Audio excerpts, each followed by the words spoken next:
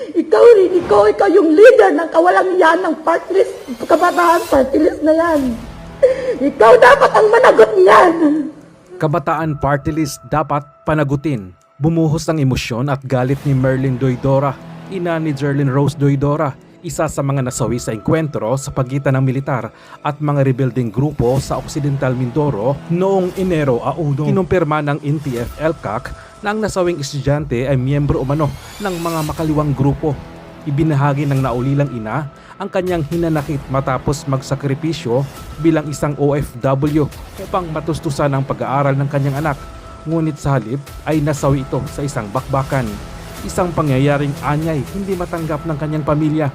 Nagpaabot din ng panawagan si Doydora sa Kabataan Party List na itigil ang paggamit ng pangalan at isyu ng kanyang anak. At binanggit din si Kabataan Party List Representative Rene Co na anyay dapat managot sa sinapit ng kanyang anak. Kabataan party list, please po, nakikiusap po kami, tigilan niyo na po ang paggagamit niyo sa anak ko. Yung mga picture niyo po na kumakalat, please po. Tigilan niyo na po. Buhay niyo na po. Buhay na po ng anak ko ang kinuha niyo, ninakaw niyo pati mga pangarap niya. Ano ba ang gusto niyo? Hindi namin binalakihan ng ganun lang. Mula kinder hanggang high school, nag-aaral ng private yan. Atid sundo yan ng tita niya. Ng mga pinsan niya kung paano namin nilalagayan. Tapos gaganunin niyo. Pakitin niyo sa bundok na hindi namin pinapalakad yon ng malayo. Alam niyo may sugat ang paa niya. Ginanyan niyo. Inakyat niyo sa bundok. Tapos iniwan niyo. Tapos ngayon kayo pa may ganang sumigaw ng hostesya. Kami yung kinibuhan niyo ng pangarap. Kami yung ninakawan niyo. Bakit ko kayo ganon?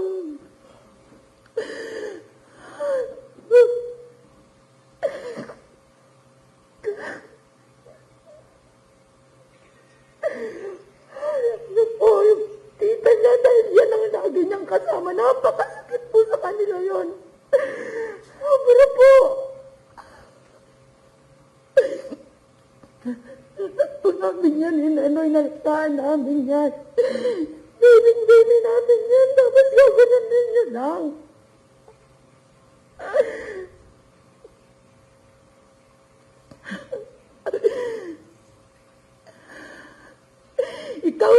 Ikaw yung leader ng kawalang yan ng party list, kabataan party list na yan. Ikaw dapat ang managot niyan. Kasi kasama mo pa sa picture. Naghiya ka. Pasensya na po. O nakakapagsalita po ko na hindi maganda pero napakasakit po. Sa amin sa buong pamilya. Sa ginawa niyo kay Bebe, kay Jerlyn.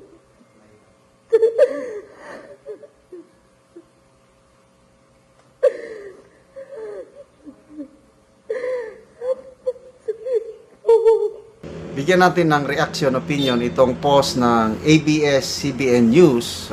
Update ito tungkol sa nawawalang Philippine-American na napasama sa engkwentro sa Abra de Ilog, Mindoro noong January 1. Missing ito, hinahanap ni na Rene Co, mga Makabayan Black. Ito, natagpuan na ng ating mga kasundaluhan.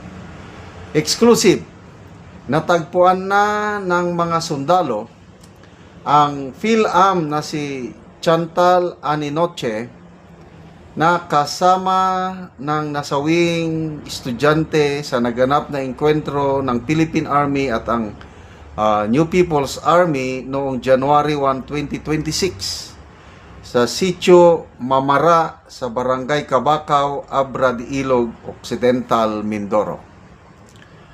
Ayon kay 203rd Infantry Brigade Commander Brigadier General Melincio Ragudo, Natagpuan si Anoneche bandang alas 2 ng hapon ngayong Huwebes, January 8, kahapon.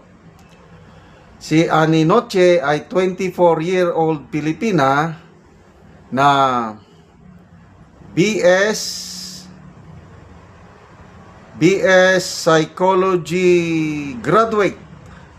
Sandali medyo nawawala. BS Psychology graduate sa ano ito? BS Psychology graduate sa University of Maryland, Baltimore. Ayon kay Brigadier General Ragudo, natagpuan si Chantal Aninoche na nagtatago sa isang hukay mga 500 metro ang layo mula sa encounter site. Kawawa. So ito yung mukha niya. Oh. Yan. Hindi ko masyado.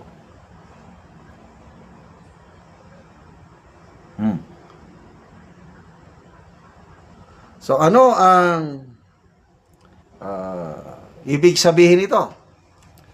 Ang mga makakaliwa, tuloy-tuloy pa rin ang kanilang recruitment. Tignan nyo, pati PhilAm graduate, na-recruit nila. Galing nila, no? Kawawa, I don't know, 2 atang nasawi na estudyante sa Sagupang ito. At galit na galit itong Makabayan Black. Sina Franz Castro, Raul Manuel, itong sina Rinico. Grabe, nasasayang na buhay ng mga kabataan. Ako, na-assign ako sa Mindoro Island ng matagal-tagal, more than 4.5 years. Kaya kabisado ko itong Abra de Ilog. Mula noon hanggang ngayon, nandyan pa rin sila. Hindi sila tumitigil. Mabuti na lang. At itong ating minamahal na Tatay Digong, kapanahonan niya, sinimulan niya yung NTF-ELCAC. Kaya talagang humina na ng husto ang kanilang puwersa sa mga kanayunan. Kaya lang, hindi pa rin sila tumitigil. Ang layunin talaga nila is pabagsakin ang demokrasyang gobyernong ito. Ito nga yung masakit I-connect natin sa pag-aresto, pagposas kay Major General Romeo B. Pokis. Sabi niya, nagserbisyo ako ng marangal. Tapos kinasuhan niyo ako, pinusasan, kinulong, mabuti na lang nakapagpiyansa. Dahil daw sa inciting to sedition. Tapos sabi ni General Pokis, yung mga makakaliwa na hayagang sumisigaw na ibagsak ang gobyernong ito, hindi nyo naman kinakasuhan. So, ito na nga, double standard ng hustisya. Pati na rin si former Governor Chavit Singson. Sabi ni Auntie Claire, considered daw na inciting to sedition yung panawagan niya na malaking rally para tapos sabi niya na sigurado daw masisibak o matatanggal sa pwesto ang Bongbong Marcos na yan ngayong taon. Yung mga ganong statements, ano na daw yun? Inciting to sedition na yun.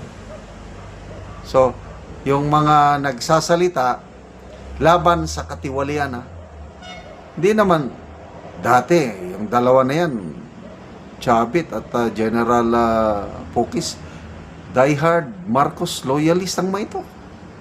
Si General Pokis, 2 eleksyon, noong 2016, Vice Presidential election, sinuportahan niya ang candidate Bongbong Marcos. Noong 2022, sinuportahan niya, saksi ako niyan, nag-organize ng maraming mga motorcades, ng mga manifesto. Isa ako sa pumirma sa manifesto na inisyatibo ni General Pocis na yun para suportahan ang kandidatura ni Bongbong Marcos Jr. Kasi naniniwala kami like father, like son. Kaya lang, after 3 years, lumabas. Malayo pala ang junior sa senior. Ito, nagsasalita, Chavit Singson, General Pocis, nagsasalita laban sa korupsyon, sa katiwalian. O, sila ngayon ang kinasuhan at nangangamba na kakasuhan. Samantalang ito, mga hayagang lumalaban sa gobyerno, ay wala, tuloy lang. 19th Congress nga, nakipag-alyansa na sa